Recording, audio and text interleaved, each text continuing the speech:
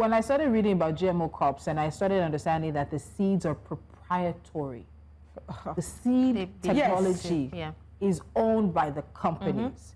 And so when you plant on your field, if you decide that you want to plant a GMO crop, and if for some reason it flowers and the wind carries it, companies have been known to sue farms that did not want to take part in GMO because their flower, whatever, it landed somewhere. And there's so much beyond just the fact that it's food and just the fact that it's food sovereignty. And I think that we really, Africans need to take a good look at this, and our governments need to listen. Listen to what the people are saying. There has not been adequate public debate on this issue of GMO. It's when we talked about it when the bill came about, I think sometime late last year. No, not late last year. Sometime mid or early last year. And that's when a lot of Nigerians realized that there's actually a bill already on the table to adequately allow GMO crops in. So we need to have a conversation with ourselves. If government says we're not educated enough about it, then educate us. Exactly. Then educate us about it. Let people see clearly that Nigeria is making this decision for itself. And one of the other things is there's a lot going on with agricultural things. I don't know if people even...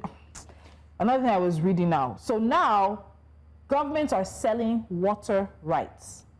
So the water that's been free for rural areas and villages for years in parts of Africa is getting sold to corporations. Can imagine. That then bottle that water back and sell it back to them.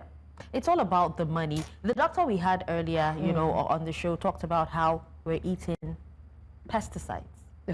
Insecticides, that is what we are ingesting. He said so. Because he said if a crop is resistant to insects, particular insects, if insects are running away from those crops and everything, and we ingest it, he says, what do you think that would do to your system? And Dr. Gidado talked about how, you know, we should accept GMOs rather than, you know, importing what do you call it? Imported food, products from abroad. But, you know, I also believe that the best way to tackle food insecurity in Nigeria is to tackle security, nip it in the bud, because most of these farmers do not even have access to their farms. They cannot farm, you know.